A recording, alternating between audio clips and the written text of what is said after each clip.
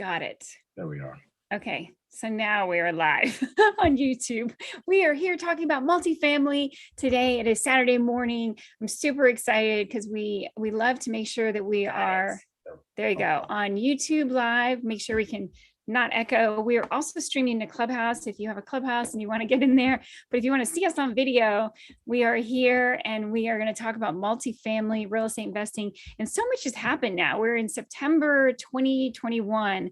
I mean, with the COVID-19, things have changed so much. So Victor Bell is my guest today. I'm super excited because he has lots of experience, but he also has an amazing passion to help others understand and become educated and be successful.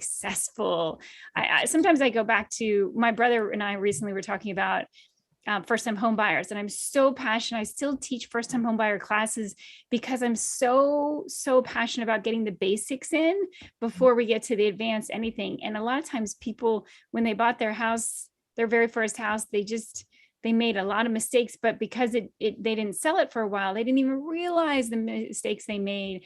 And so when they go to duplicate, it doesn't work. Or if they get into real estate investing, they have a lot of bad information. So Right. Victor, tell us a little bit about your story and how you got into multifamily investing. Okay. Sure. So I actually got into real estate in general, which my first segue into real estate involved multifamily, was after I got out of the military and got in trouble, got out of college because I failed out of the first semester. I wasn't showing up. I think I was young. So, I got a book from the store, and that first year I did 24 properties. So wow. That was how. So it was, I kind of stumbled into it through, going to work, and everybody didn't really like the job. I got out of the military and I couldn't go do that. College didn't do that. So it was like I had burned a lot of bridges. So, but I knew that what I was, any job, no one wanted to be there. So I got a book from the store. I actually sat on the floor and read it before I went to work, and I was like, okay, I think I can do this. And eventually I bought the book, went to work, and literally sat down with the book and the phone that was in the back, because we didn't have cell phones. I didn't have a cell phone. And just called straight from the newspaper and read the script in that book, and that's how I did my first deals. So it's amazing because everybody kind of starts in a different place. And like for me, I educated a lot of self-education, and partly because I couldn't find a mentor. I couldn't find anyone who was willing to teach me. And partly there was a lot of prejudice against women getting into real estate investing in Washington, D.C. And I found it was tough to get people to give me an honest answer and not just pat me on the head and be like, oh, you can just be a licensed real estate agent. You can do other things in real estate, not real estate investing, which of course is where the money is. Right. And so it's very frustrating. And I've learned that sometimes you do have to take responsibility for your own education and understanding. So it's important. So you started with a book, but go ahead, tell us about your first deal. How did that go? It was, it was exactly what you said. So it was like what I did on my first deals, I didn't know that everyone didn't go through the same thing. So there was I remember specifically on our first deal when I actually called, I got a group of guys that had, a family that had a lot of property. I called out of the phone book and got to somebody who can actually help me. His name was Bob. And Bob told me what to ask after I got a yes on the first deal. And then those guys gave me the rest of those properties. So there was specific during escrow. There was a decimal in the wrong place. And the deal total was I think it was $1 million, 1.2 or something. They were getting it was 800, from the closing, and the rest was a second mortgage, blah, blah, blah. But the decimal was in the wrong place. And I remember specifically, these guys got up and walked out. They were like, hey, you're trying to screw us over. And they got up and left. And I was just sitting there because I didn't know, looking at the statements and what was what. I was brand new. I was just excited it was happening. And I had to massage this deal back together. And it was, these are some, normal guys from Texas. So, but they were really smart. So I had to kind of corral them back in and then sit down and look and say, okay, what's wrong? and catch those things. So that was really that's kind of, I'm a stickler for that. I may not catch every detail, but I'm meticulous for the main details of any deal. Of like, okay, what are the numbers right? Is this in the right place? Because that was my thing. So that's the most memorable piece I can remember about my first deal, was how important it was to make sure to that everything is in order. Maybe not for me all the time, but definitely for the other party, because I can fix what's wrong on my side, but I need to take care of, what's going on the other side first, or I don't even have a deal. So that was huge. That was a big thing for me on my first one. I think it's really important because I know that sometimes I was the same way. I remember the first few deals, I was just like, I felt like a deer in headlights on like, okay, there's so many details. How do I know all the details? And how do I know if this is all right?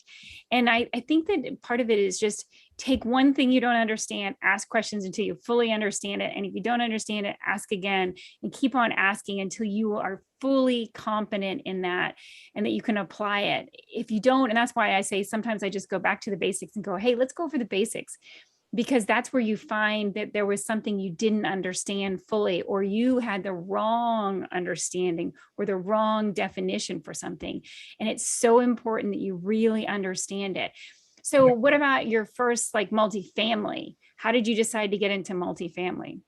Well, it turns out that package of properties that I got from those guys, they were the property I called about in the newspaper was a single family house, but the rest of the properties were duplexes, triplexes, fourplexes. There was a sixplex in there, eightplex, a little mixed use building that they owned. It was a lot of stuff. So I actually got Wow. thrust into the business not knowing. So, and be honest with you, I think the tipping point for me was the worst property in there was the single family house. Mm, So that was the big kicker. I was like, wait a minute. So all these other properties that are in there, they all needed something, there was stuff going on with each one of them. But the one that had the most amount of problems, that required, the most amount of attention from me was the single family. yes. So that was the first, for one, I was the aha. And two, when the things, when it came time for me to get rid of something, I was like, get rid of that house. So the other ones I had for a while, me and a partner. So And that was let's talk about that concept though, because I think it's a really important concept is to realize that with multifamily, like for instance, if you have just even a fourplex, if Mhm. one person isn't paying their rent in the fourplex, then 25% of your income is being affected. Yeah. Whereas if you have a single family home and one person isn't paying the rent, that's 100% of your income on that property is Yeah. not. And of course that multiplies, whether you have 100 renters in a building of 100 or Mhm. whatever. So it's really important to understand that multifamily has a huge advantage over just a single family home. Would you talk a little bit about that? Yes, very. I talk about it all the time. It's kind of a exciting topic for me. Well, because right off the bat, like I was still doing like single family and but a different way with multifamily. And I was telling someone the other day, it's like I made more off of just one multifamily deal combined than I did over like 5 years of doing like the side projects of homes. And I was like, that's massive, because when I think about that, it stops, at least at different people's levels. I understand everybody's at a different level. It stops making sense to do anything other than that, especially when you're looking at, okay, well, I want cash flow. I want a little bit more stability. I want to be able to sleep at night. Like you said, like if I have more tenants paying me, it's like having a store, right? You want more qualified customers walking into that store every day or every month than you would to just have the one and rely on that. So it's the same thing with the multifamily for us. We're like, okay, and especially as I got better quality stuff along the way, I got better quality tenants along the way. So what I didn't know in the last deal that was a plus now became the minus in the next deal, because I was like, whoa, I won't do that again, because I'm starting to get better and I'm starting to learn what I didn't know. And the better quality of asset that I got, the better the finance it got. The easier it got, the more people would pay attention to me, and the better referrals that I got. So it was like this huge climb into the multifamily thing once I really understood the concept of how it really worked. Because I self-managed initially, and then once I self-managed, I got two different managers. I found out which managers managed what specific type of property. whether, and I don't know who's listening, but whether they manage B properties better than, or I'm sorry, C properties better than B properties because they were C property managers. That was a big lesson for me. Like the management company, that's the one guy that, is in an office that goes and collects rent, or have your tenants come and collect, drop off rent at the office, that can't go collect rent in an area where maybe the property isn't in the greatest area because he's worried. I didn't know that there was a difference between those type of people, because in my mind, a manager is a manager. Yeah. So, it was a big lesson for me once you get the properties, how important the management side is. And it's a team effort as opposed to before. I got this big, a lot of properties, and it was Team Victor. So that by itself was my introduction to saying, okay, this product is better. It's easier to get. I've better tenants, and then I have longevity. And I think that's probably why I actually survived this long, because I've been through all, I think 3 different market cycles, and I think this is probably 4. Yeah. And Yeah. I want to talk about COVID-19 and how it's impacting, and even what your predictions for the future is. But before, Yeah, let's go into something that you brought up, and I think it's so important. I want to dig a little bit deeper into this. And that is, I love when you said you're Team Victor. So it was just, me, myself, and I when I started.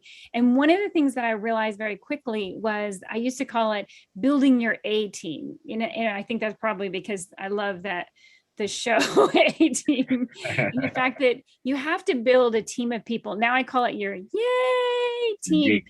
That's and it's cool. Because every single person on there should help you say yay as well as they should be saying yay. And what I mean by that is, number one, I think it's important that you have a team of people, like your accountant, your attorney, whoever the contractors are that are going to help you. Because again, when I first started, I used to try to do everything. I do all the renovations and the painting. And I mean, it's amazing. I can lay tile. I have lots and lots of skills, and maybe I'm good at them. Maybe obviously someone who it's their profession, it's much better for them to do it. But right. I've learned you should have professionals in every aspect of that. But one thing you just talked about with the management company that is so important and so often overlooked is that, like, not all contractors are the same. Not every plumber is the same. Not every manager is the same.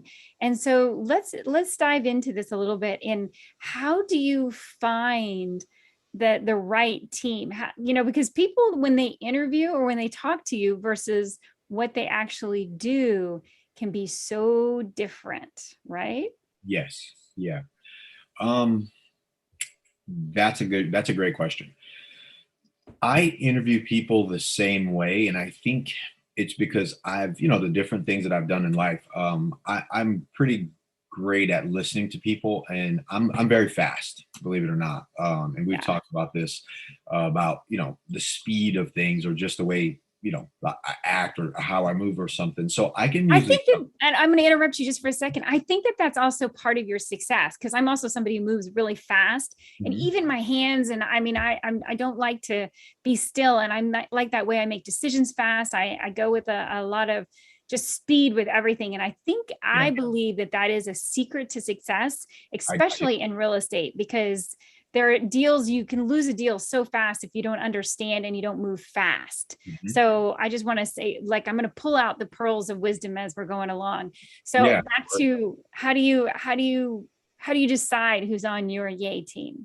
That's how I decide speed. If they're slow, it won't work, because it isn't that they're going to frustrate me. It's I'm going to frustrate them, and I know it. Yeah. So like, if I'm dealing with people and they're slow, if I'm walking across a site and I look back and they're 20 paces behind, still kind of gathering information in their heads, I'm like, this person's not going to work, because I'm going to call, ask for something. They're going to dilly dally. I'm going to call and handle it myself. Then why am I paying you? So at some point, I just blaze through, whether it's contractors. I'm like, hey, if you can't, I have this thing, and anyone who knows me will say it. I was like, if you're good at what you do, you should be able to answer my phone call during dinner, hang up, and get back to business. So like, I shouldn't have to guess if you're good. Now, if you're not good, and then I get that, and you're a person who likes to drag, but I don't have the patience. Some people do, and some people say that that's not a good thing. And I'm like, that's fine. I was like, but typically I have to make a decision concerning a lot of people.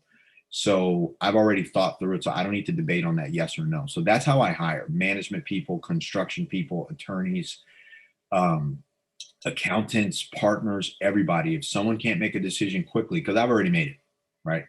Even if I'm wrong, I'll make that decision because I know I can always come back and undo a wrong decision if it hasn't done any damage. And if so, I'll look for somebody else because again, I'm already in momentum.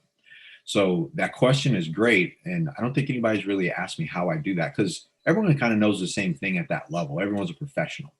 But Right. if you're a slow professional, it makes a difference of whether we're going to do business or anybody that's somewhat successful because you're typically going to deal with a person like me unless they're super analytical. They come from a different background, so their assessment of their business and or real estate is done on a more meticulous basis. It's best for those people to work with someone also within the line of the scope of work they're looking for like that because that's why I said I'm probably going to make them more upset than anything if they're slow. So it doesn't. I already know I'm starting off as a bad partner from that perspective. So that's actually worked for me. Every time I've went against that, it's backfired every time. Yeah. I hate to say Well, it. I think that's a huge insight I think that the speed of how somebody talks to you, how somebody, again, like you said about walking, I walk really fast. And when I turn around and I'm like, uh-oh, and they're way behind me, 20 paces behind me, then I know, oh, we're going to have problems. And so I agree with you. I think that that's so, so important. The other part about that I think is interesting is also, you talked about this, about picking up the phone, is also not only the speed of how someone communicates, but also the way someone prefers to communicate.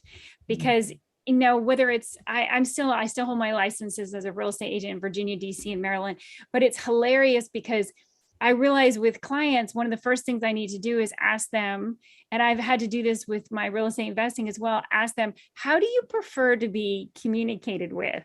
Mhm. Text message, phone calls, or emails, or Right. in person? Mhm.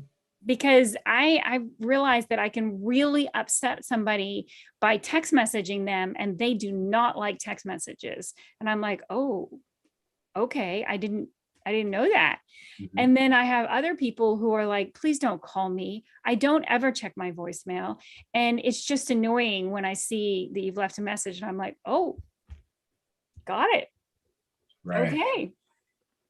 Everybody's different on how they want to be communicated with. And if you want somebody to be moving fast, you need to find out what is their, you know, Yeah. like they say, what is your love language? What is your communication via? Is it text message? Is it email? Is it phone calls? Is it in person?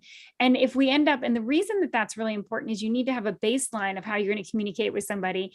One, hopefully fast, speed, but two, you also need to make sure that when something comes up, when there's a problem, how do you resolve that problem? Mhm.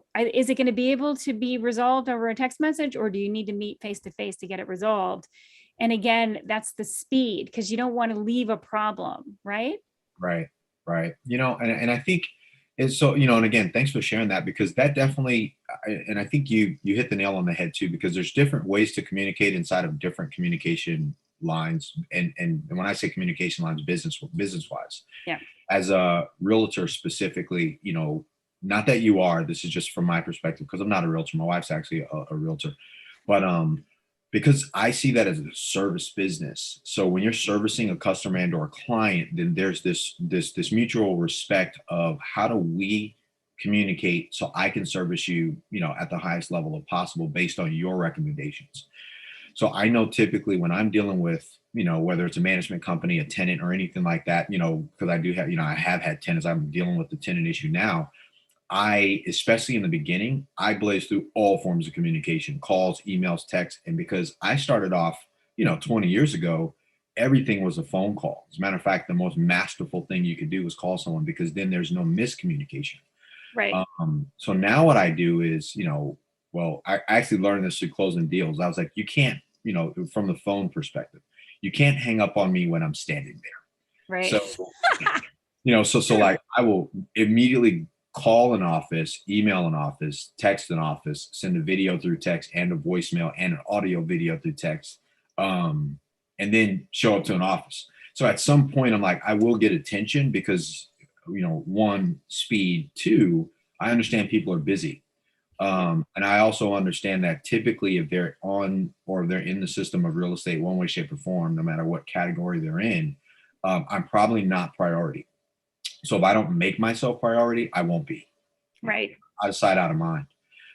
So that's, and I know that's not, perfect, and that's not, ideal for being like a realtor or, on the mortgage side of lending, dealing with customers and clients. But typically I'm more of the, in the acquisition seat, right? Or, Yeah. capital, or I'm the speaker or something like that, in some environments. So I want to make myself readily available. And really it's an external thing to show, hey, I can be everywhere if you need me. And then based on what you said, typically how people respond or what they respond to, that's the next communication line that I focus on first and later. So if I did all that stuff, all 10 pieces, right? Um, if they respond through email, I'll respond through email first, and then I'll backtrack from there and go, okay, now I'm going to leave a message. Now I'll call. Now I'll send a text message to let them know. But I'm going to go to the line they chose first to have direct communication. That's actually helped. Or if I call, they'll be like, hey, I got your email. I apologize. I was busy. So I'm thinking, okay, they saw the email first. I'll start there next time. And if I don't hear from them in like 2 minutes, I'll go to the next thing. So while that's not helpful for other people, because they don't want, I like when people do that with me. I'm like, hey, this person's serious. They need to get my attention. And because that, they'll rise to the top of my attention, and I'll put focus there. So I think I've learned the communication thing in reverse, where it's reach out to people and get their attention, because and I just assume everyone's busy, even if they're not, even if they're avoiding me. I'm like, oh, I just thought they were busy. Because I assume everyone's nice until they're not, right? Right, So exactly. I do the same thing. I remember when I first moved, I grew up in Key West, which is a little island off of Florida. And it's so funny because I got to Washington, D.C., and I would be like, hi, hello. And I'd say hi to everybody. It didn't matter if they were the parking attendants, or it didn't matter. I just said hi to everybody. And I can't tell you how many times people would say, so you're not from around here, are you? And I was like, well, why wouldn't everybody want to say hi to me? Because I say hi to them. Why not say hi? It's not like we're having a full conversation. I just right. want to say hi. It reminds me, sometimes I've seen, well, I won't go into that. Anyway, I don't want to get too sidetracked. Anyway, I think it's important that we realize that communication, I always think the best of people until they prove themselves otherwise, which, speaking of them proving themselves otherwise, what are some of the things that you do to help? So when you get a building, when you acquire a building, of course, one of the first things with a multifamily building is that you want to increase the value. So there's all sorts of ways that you can do that. Yeah. And so part of it is deciding, so are you going to make a new common room? Are you going to have a basketball court? What other things would you do to make this place great for the tenants? So that, one, obviously you have happy tenants, but two, so they actually pay you. And three, what are the things that you do? Well, I want to talk about, what do you do when they don't pay you? Like, what are the ways that you either work with them, or how many chances do you give them? But also, how do you increase the value of a property when you're first looking at it? And then, of course, once you've acquired it. Right. So, typically for me, I like exterior stuff. So I like redoing the parking lots, painting the buildings, planting, palm trees, adding more lighting so the place is brighter and it looks more inviting. Yeah. So that's first, always. Last few properties we had, we would put up like nicer doors on the outside, things like that. So anything you can see from the exterior, from the street, really, that's vital, because right away, especially with the parking lots, we pull everything out, parking lots first. That allows me to have a better, introduction to myself moving in and taking over from a new owner perspective, and then having the management introduce us, and then also start taking a look at, any 30-day leases, things like that we can go in and say, hey, let's have a conversation with the tenants, and let's, introduce ourselves. We're new.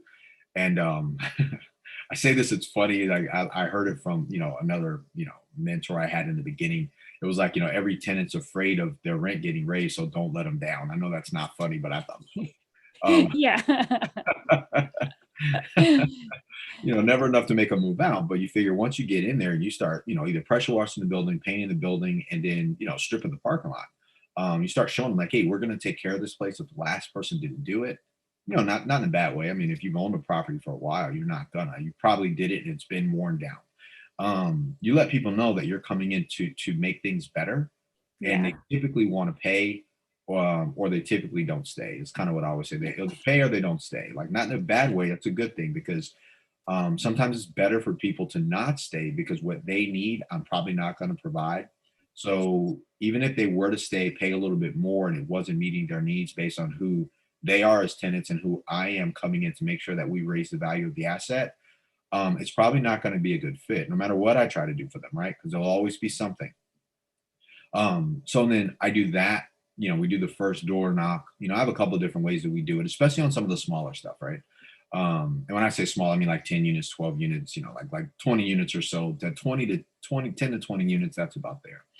In those instances, typically there's a relationship going on still with the tenants. They're not, that far disconnected from either manager that's overseeing the properties, and or if somebody's self-managing or you're giving away one unit to a leasing person who's kind of, I call it, it's like, the aunt that's taking care of, or the uncle that's taking care of and overseeing the actual, so the kids don't fight. Yeah. Exactly. So that's that. And then typically it's knocking on the doors. And that's what we usually do, walk around with the management company and say, hey, we're going to come and renovate. We're going to be renovating all the units. The leases this is the new price point on all the leases next year. So you can lock in this price now, starts in, we can do that, make the adjustment, in the next 60 days. And oh, by the way, for that, you get to pick between these two pallets of flooring, and we'll redo your living room we'll move stuff back. We'll do it. We'll be in and out for one day. And they say, yeah, sure, we'll do that. We'll just make the adjustment on the rent, because then we'll let them know like, hey, when your lease is up in 6 months or 8 months, this will be the new rent. So we start collecting what we can now. That's a good strategy. I like that strategy. Yeah, so it's simple. So right away, exteriors first, make it nice, put in some trees, because trees always make it nice. I like everything to kind of look a little bit more like something like a beach, because we lived in Hawaii for the last 17 years. So once Wow. so I got a good format for that. And I'll tell you why after, well, I can blend it in. So I found if I do the same thing over and over again for every property that the lender has already said yes to, like the local bank comes in, they do financing, right? All our stuff. If they know what my branded model is on all of our properties, then they will say yes to the next one, because the more stuff they see that's consistent with me, the less stuff they need to go and check back up on after it's, on the next deal. They say, oh, well, and you just say it in your story, like, hey, it's the same way I did the last one, same paint scheme, same trees, same this, same contractors. They become a lot more confident, because that's all it really is. So to realize the value, it's one thing to create value, it's another thing to realize it, get it realized by others. Well, and acknowledge by the bank that this is definitely something that's going to increase value. Again, it just gives them a level of comfort. And as you said earlier, it's speed. It makes everything go faster.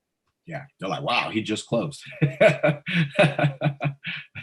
And this is his formula. He's going to do A, B, C, and we know the contractors are good ones. We don't have to worry about that. You're minimizing all of the risks that a bank is going to be worried about, which is a huge, I also want to say, a secret to your success is learning, what is it that they are concerned about. And then you find out their needs and wants for the bank. And then of course you're like, hey, and the needs and wants of an apartment building, whether it's a small one or a big one. Okay, we're going to start with the exterior. Because I think you're absolutely, that's a huge secret in the fact that if you walk up to a place and the exterior isn't taken care of, you kind of, even you think about it, even if you're in a town you've never been in and you're going to go to a restaurant and you're like, why is that the outside looks horrible? You're kind of like, so I wonder whether the kitchen looks horrible. I wonder if this food is going to be okay. So I think it's really important that your exteriors look really good. So those are really important. Yeah, I don't want to be pleasantly surprised by walking in and be like, wow, it's beautiful in here. The outside wouldn't let you know that. Like, I like to reverse, like I said, my wife says all the time, she's like, man, she's like, you're a stickler for that. I was like, I am. Like, I'm a views guy and an exterior person. Like, as soon as I see that, I know whether I want it or like it or not. Or I know what could be there. And again, to your point, any lender, usually what I used to do, I don't have to do it anymore, but it was always get a property, get an artist rendering, for like $40 from some art, from somebody who's going to take a look. And I'm like, hey, take a look at this picture and then add trees here, brighten up the colors, do the parking lot. And that's what I presented with, talking to a lender. So my job was, anytime they said, oh, okay, and we're moving forward with that and went to committee, got financing, I rushed out of my mind to make that picture look exactly like what they were going to see when they pulled up. So that always gave them confidence in me for the future, and anything else, because it goes right back to speed, right? I don't have to guess where to be quick anymore, because I've already kind of committed myself to the cause at that point, right? Because I've showed the picture, and I learned that too. I waited a week, after like a second time I did something, and then I got a call from the bank, and they were like, hey, when are the trees going in? And I was like, oh, the Bobcats are going to be busting up concrete and planting grass coming up this week. But I have put it off by a day or two instead of pressing. And I was like, man, they're expecting me to be who I've always been. And that was a big lesson for me. Like, a lot of investors out there think no one's watching. But just because no one calls them doesn't mean someone didn't see what, so no one called them with that report that they saw it, but they are looking. The bank is your partner, and it's no different from having a partner. And let's talk about that. That's one to dig in a little bit deeper as well, is that so often I think that people, they don't understand how valuable it is to create a relationship with a bank, a lender, whoever it is that you decide you want to help finance multifamily. It's really important that you actually have a relationship with them. And it's not just someone where you're looking for, oh, I'm just looking for the best interest rate or the best, I think people get in that habit from residential real estate where they've bought a home and then they've refinanced, and then they're shopping around for the best rate, or they're not, again, it's like, what do they say? What's that old saying? Stepping over dollars to pick up a penny. Yeah. And I'm like, ouch. It's so important to have that relationship, especially when things go wrong. So will you talk a little bit about the importance of it, but then also how do you create it so that they love you? That's a great question. That is a great question. So I have a misconception about relationships, especially because I learned that too. A lot of people were like, hey, Victor, in the beginning, especially, was like, you need to build relationships. So my concept of a relationship is through business. So I never have really bought into the concept of let's go do dinner, let's go, out for coffee, let's get to know each other. And for me, because I've always been, now I've moved to the capital side of raising capital and things like that. But I've always been an operator. So I'm like, my conversation was always like, why do we need to go to dinner for you to make a decision? It goes right back to like just my not understanding of the business at the time, but that served me. Because I found that a lot of people who were professional, they were busy. When we're talking about building a relationship, they actually respected that more. So I finally got it in my head that it was about what the relationship was built off of, if that makes sense.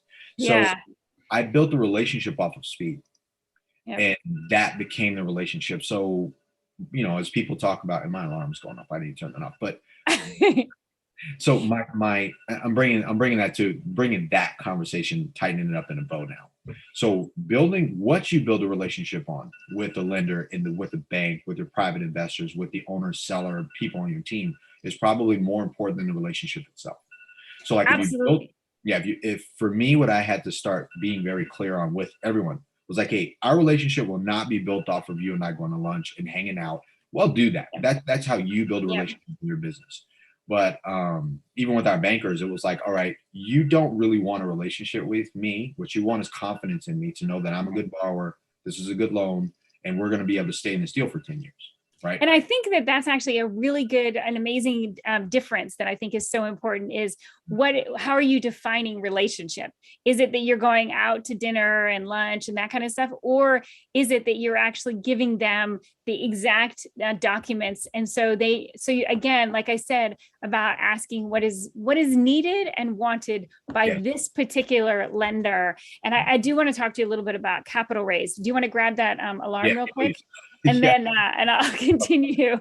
I think it's really important, no matter what we're doing, that we always have a relationship that is the appropriate one for that situation. And with banks, a lot of times it isn't so much that you just need to go out to dinner or lunch or that kind of stuff, as much as it is you need to find out what they need and what they want and what is going to bring their confidence level up, so that next time you ask for money again, they say yes faster. They definitely already have confidence in it. But you have to, the other part about it that you hit on that I think is so often overlooked as well, is you also need to keep showing up with your best. Not like, oh, now I got a great relationship, I don't have to work at this. And I think you could take the relationship like in a marriage or any other relationship where you've been in a relationship for a long time and they're like, doesn't matter if we have date night. It doesn't matter if I, tell them how much I admire them or that I love them or any of that stuff. You need to remember that it's a new unit at a time. It's a new day. It's a new deal. And with your lenders, you need to find out what is needed and wanted to create a relationship that actually is the one that they want. There's actually a saying I love, says, just because someone loves you I always say someone loves you, doesn't show you love the way you want to be shown love, doesn't mean that they don't love you with all their heart.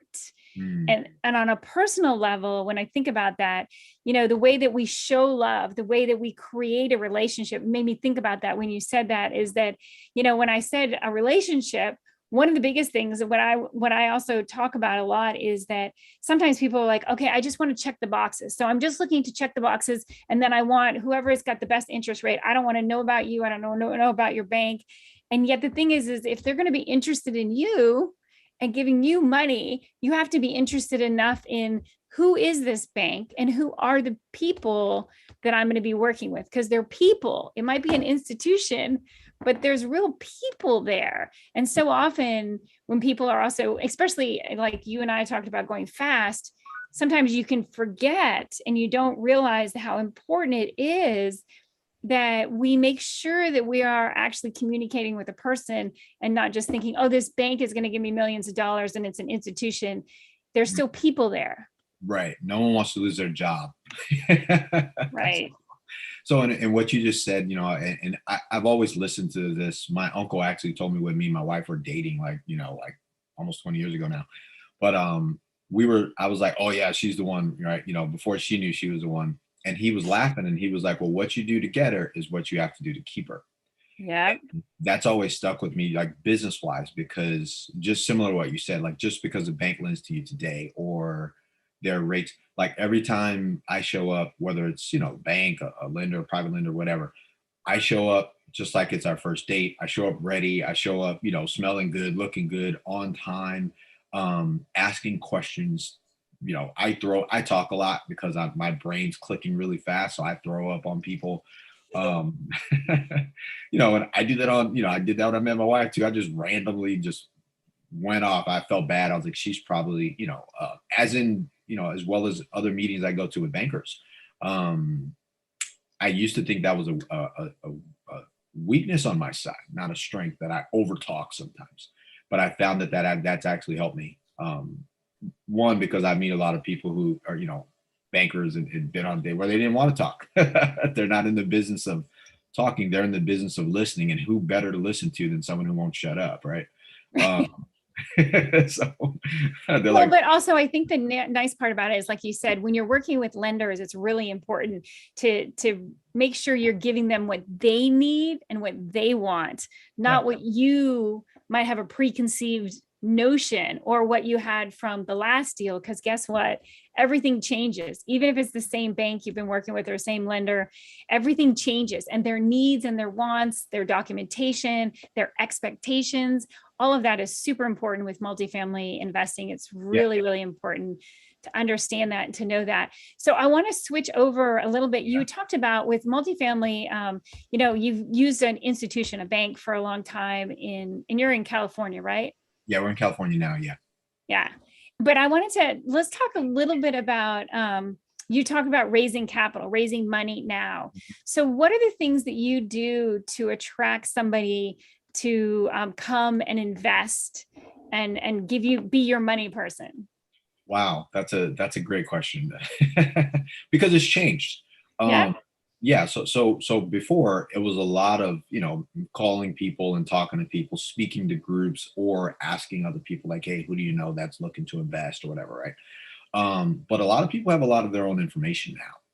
So it goes right back to, and I'll lean on this all the time. Like a lot of time it goes to one, it goes to certainty, what it is you're looking at and how certain are you in it? Because typically, and I'm only now understanding this, maybe about 2 years in it, like being a real estate investor and someone who raises capital for the purpose of investing, those are two different activities and almost two separate businesses.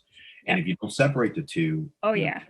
the excitement about your deal can actually be overpowering to their money, right? So to answer your question, like that's been the big shift for me, was to start hanging around quite a bit more with capital raisers, people who raise capital for a living. Their world's different. The world is definitely different. I mean, it's even like what I said earlier, it's always continuing to communicate and ask what are their needs and wants. And it's funny because I'm gonna use license, especially since your wife is a licensed real estate agent. And since I'm a licensed real estate agent, DC, Maryland, and Virginia, but also because I'm a real estate investor, I see things so differently. And I remember I can recall when we first had, as we call it, the public facing websites, the Zillows, the Redfins, all those kind of things, when they started popping up, I remember there were some people who said, oh, well, you're no longer going to need a real estate agent. And I was like, really? That's an interesting thing. So if you go to court, you don't need a lawyer because you have online, legal Zoom. Is that the way it goes? Like, I thought, wow, that's such an interesting viewpoint to think that you don't need it. And I think that with raising capital now, there's so much more information out there. However, if you don't know how to take that information and interpret it for yourself or for that specific deal, people get the wrong information all the time. I love when people say, oh, I just looked at Zillow and the Zestimate on my house is blah, blah, blah. And you're just like, yeah, well, that's not in this year. That's not today. That might be 5 years from now, but that certainly is not.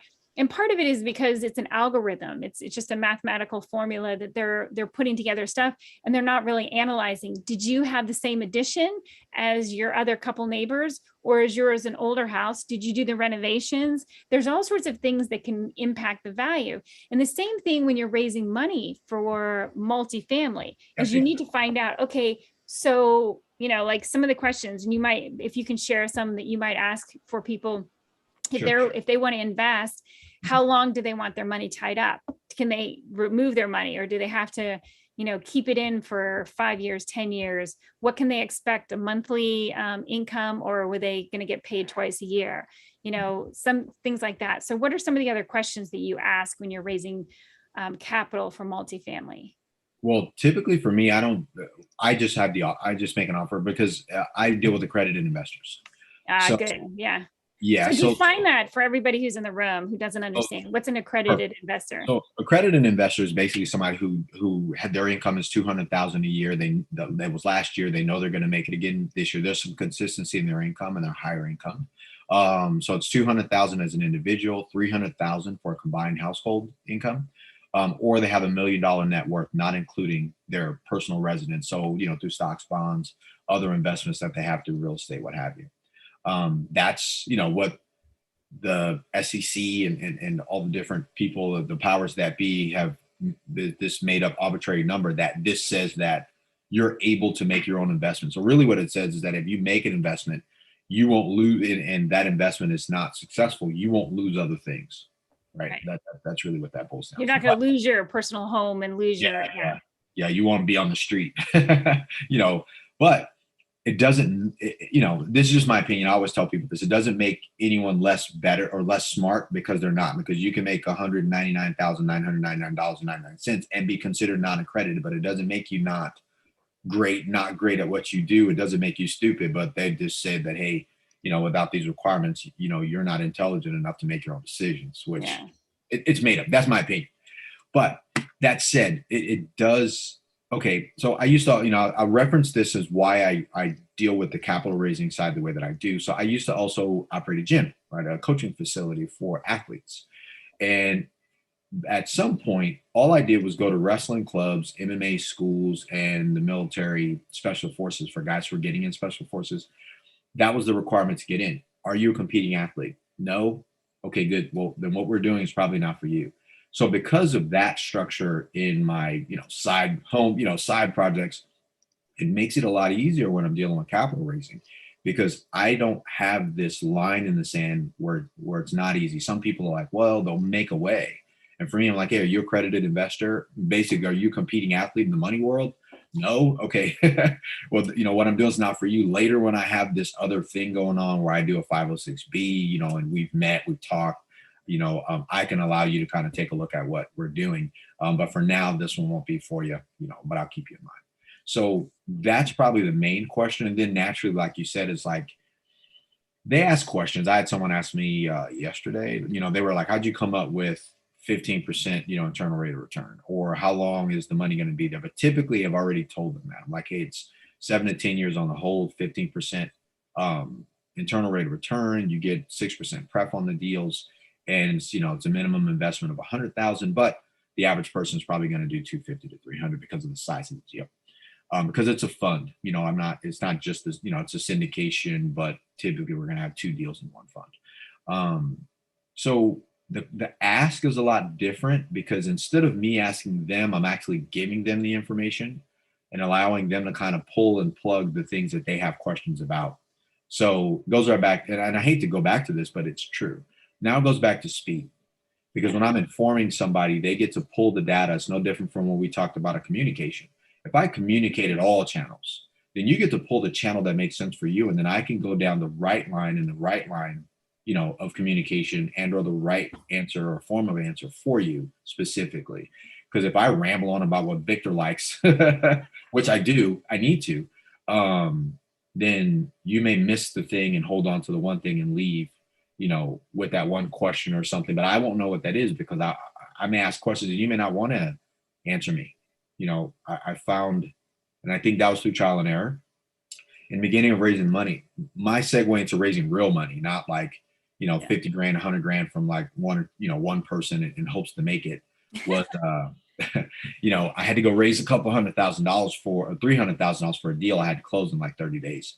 So like that experience pushed me to not do the conventional relationship building thing. I didn't have time to build a relationship with you. So it was like, do you have this and do you want to be a part of this? And it was like, I need more information. Got it. And I just pushed on. I was like, okay, I'll send it and moved on because I didn't have time to wait.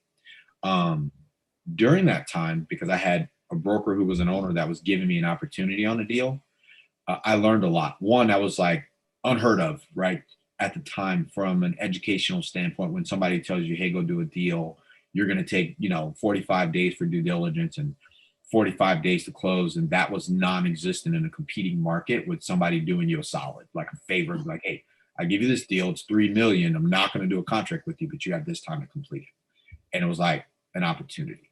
So that one opportunity, and I was going to get sidetracked, but that one opportunity actually set the stage for what I'm doing now because it became my method of operation.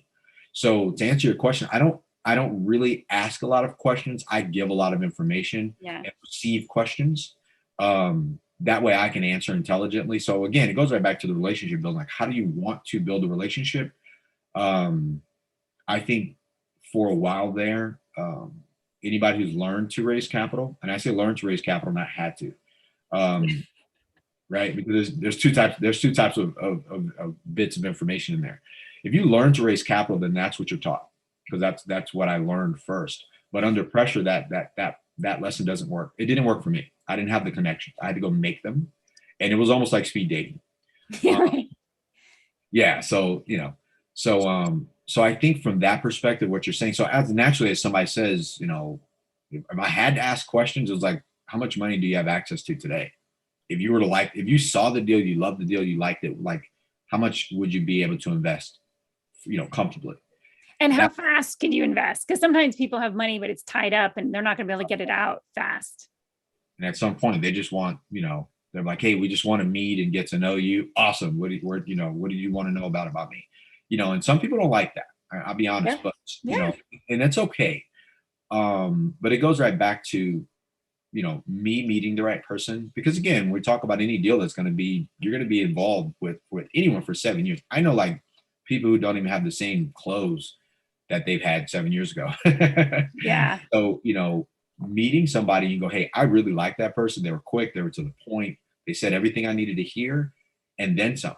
I think that person is going to get the job done, and they were very adamant about they were going to do it. And I think probably more important than that, as we relate to asking questions, is going right back to the thing about when we're looking at anything like the deal itself, ourselves. It's the people who I just kind of hey, fine, I get it, it's totally not for you right now, but I'll definitely keep you updated on what's happening. It was always going back to them and say, hey, the deal did work, here's where we were, the people that did get on, this is what they received. Yeah. Man, I appreciate you taking time with me. I know I was kind of like blazing hot at the moment, but probably when I come the next time, I'll be blazing hot again. That's just how I operate. You don't have to go fast. That's the whole point. That's Yeah. why I raise money. So I don't get a lot of people who do want to go fast like I do. Well, and So I think it's important, like I said, you're asking the needs and wants of those people to make sure. So I know that I can't believe how fast an hour flies by, but yeah, I wanted to go ahead. All the people, we have a great audience. If any of you would like to ask questions of Victor, feel free to raise your hands now, and we'll go ahead and I'll pull you guys up and we'll start answering questions. And of course, my last question to you, of course, is the future for multifamily real estate investing. But let's go ahead. Let's start with John Lee. John, do you have any questions for Victor about multifamily? Yes, thank you, Jennifer. And I do want to thank you for bringing such experts that you always feature on your show. This has been really good. Thank you, Victor, for all these insights. My questions are pretty brief here. I've never ventured out past the 2 or 4 family as far as multifamilies go. It sounds like you're into quite a few more units than that. And I just wondered if that's kind of like what your experience is with longevity of the tenant stay and the percentages, and especially when you take over another building. I've had fairly good success taking over properties with tenants already in it, but that does take a certain skill, and it sounds like you have it. Could you just maybe talk a little bit about that? Thank you. Thanks, John. thank you, So, John. Victor, did you hear that okay? I did. If you could repeat it for me, that would be great. I heard it. And it came in, but I definitely want to be clear because I want to definitely answer the question correctly. So he was asking about, he's always been a small, a couple units, not going over 4 units. And so he was asking about some of the differences between going into the bigger units, into, 50, 100, bigger buildings. And then also the longevity of how do you keep your tenants? One of those secrets, and we kind of started talking about that earlier, and then we got a little sidetracked, but how do you keep them? Honestly, I really take care of them, and it goes right back to the speed, and or because speed also has to do with response time. So if someone has an issue or a question or anything like that, it's always, hey, I'm always available, you can always reach the office. If you have a question, we'll get to it quickly. If you need something done, we'll make it a priority. It's all a priority. That's how we've really been able to keep people. We've had people that left our units, went someplace else, and come back when the units open. Mhm. Because they're like, similar to what he's saying, when you take over a property and you retain a tenant, and then something happens, they move or something like that, they come back, they're like, wow, we didn't know we were getting such a great service until we left. Um, Yeah.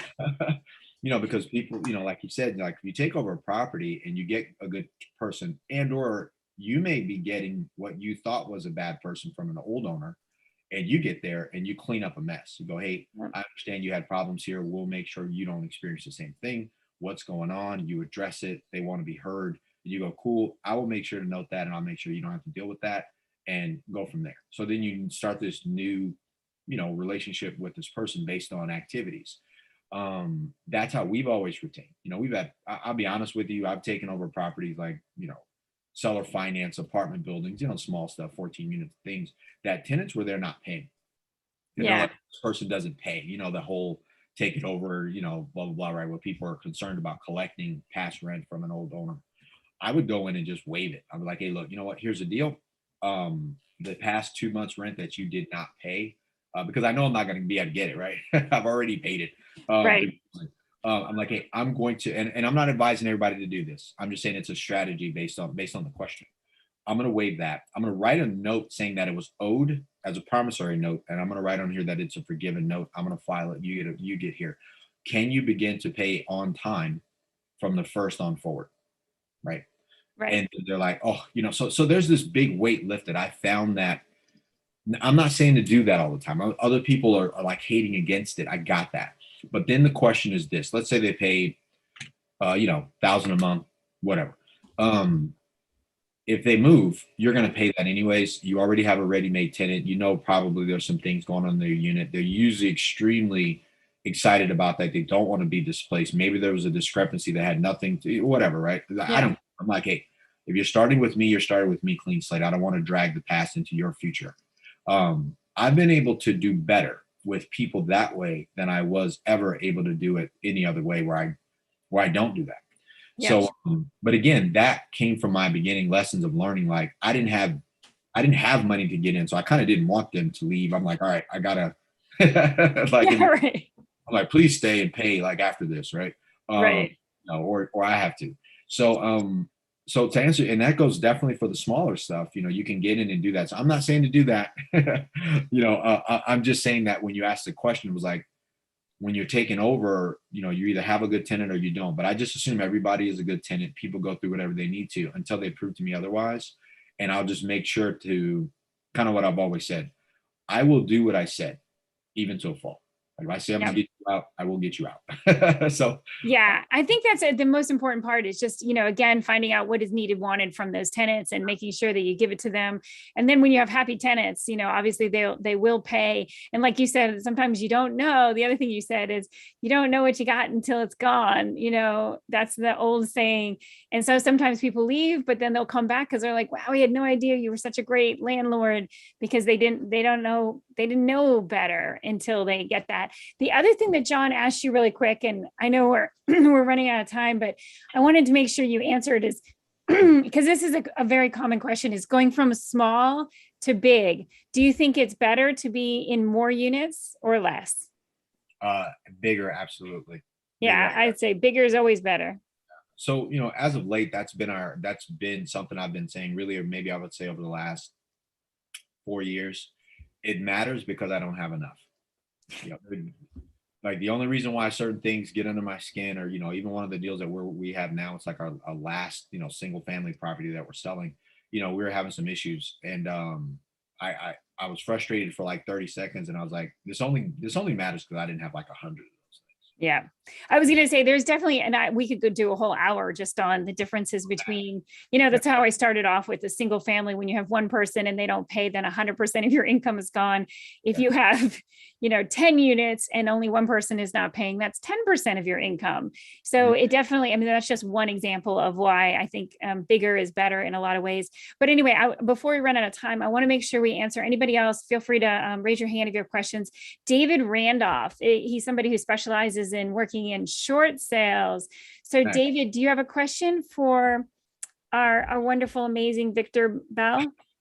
Yes, I do. And I apologize, Jennifer, for coming in late. I was both on vacation and it's a 3-day holiday weekend, so I apologize for coming in late. You may have covered this, but my question real quickly is, I'm in real estate and I've made a lot of money in single family. I have almost $3 billion in my IRA that I lend out. Do you, when you're raising private money, take money from IRA, people who have IRA accounts? Do you utilize that when you're raising funding? Yes, we do. Typically, it would be through a self-directed IRA. So somebody that has an IRA, probably like what you do already, you would have your self-directed IRA, and then you can have, yourself and your custodian kind of set it up to where you can lend it out. So yes, I do, but I don't handle that part. I usually have people set that up, or they'll make an introduction. I have a few people that people can go through and have went through. So yes, I do though. So, and I think that's, that's probably going to be more prominent because there's people, it's not new, probably like for yourself, you've made a lot of money and you have, you have a very good understanding of how that works. But now that that's become a little bit more prominent, to other people as they're coming up and like, hey, we have this money, it's there. So yes, I do. And I would assume that that's probably going to be the way most people are going to be doing it over the next probably 10 to 15 years, as a matter of fact. Everybody wants to be responsible for their own investment opportunities. So through their IRAs is probably going to be the best way, one of the best ways. Yep. Thanks, David. So I want to say, so Victor, we're just about out of time, but I did want to ask you that final question is, what do you see for the future? Now we've gone in, like you talked about, we've been through so many different interesting markets, and now we're in a really interesting COVID-19. And why I say COVID-19 market, because it's impacted. We had this, eviction moratorium, and then we've had the mortgage moratorium, and we've had all sorts of things that are definitely impacting real estate investing, and specifically multifamily, rents. And I'm just curious, what do you see, if you have your little crystal ball, how do you see the future for multifamily? Yeah, it's funny. Anybody that, has a crystal ball sees the future their way, right? So I believe multifamily, like I think multifamily as an investment period, as an investment vehicle, that's going to be the number one vehicle for a really long time. It's the most easily understandable for anybody from single family to segue into.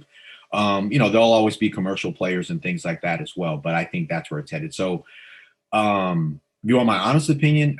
I'm in San Diego, and it's not because I'm biased. I did this on purpose, but I believe San Diego is going to be the next Miami in the next 10 years. I really do. Because of all the different market cycles I've seen, I've always watched California money move all the way across. And then as that money has been made, it gets retracted back to its source and then recycled back to those markets every couple of, 10 years, 20 years. New York, same thing. That money comes down from the East Coast and trickles down into Florida, then pushes all the way back. So it's always made. Everybody gets the benefit of that. But I think multifamily is going to be the primary for that this time coming around. Naturally an office usually lags as a segment of the market. So many people go to offices, but with COVID and all the things that's happened, people are working remote. So I think office combination between multifamily, meaning you can work from your home and or business center and office inside of the apartment communities that people own. Even the small ones are going to be required now to blow out a unit and either put a couple of treadmills in it. So if you buy a 12 unit, just assume that 2 of your units are going to be small business now and a small gym. Like you're going to have to make these adjustments for you to compete if you're going to get into that. Now, that said, it's going to cut into income. So a lot of people in the small multifamily side, whether you're naturally once you get past the 5 units, you're in commercial. This is my opinion, my crystal ball. If someone is not syndicating and or doesn't have a fund over the next 10 to 20 years, they will not be able to compete in the multifamily market. The values are going to be too high. I really believe that. We're not talking based on real estate now. We're talking based on rentals. And I think rents are going to continue to climb because people are willing to accept paying it. Not because of the rent where they live, but for what the rent buys them also with the amenities that are offered and some of the stuff that even smaller, 40, 50 unit apartment buildings are providing now that they didn't used to provide before. Just it's turning into an amenity acquisition as opposed to the actual real estate acquisition anymore. Now you're buying a pool, community, a gym, clubhouse when you're looking at anything, we're seeing that trend for sure around the DC area as well.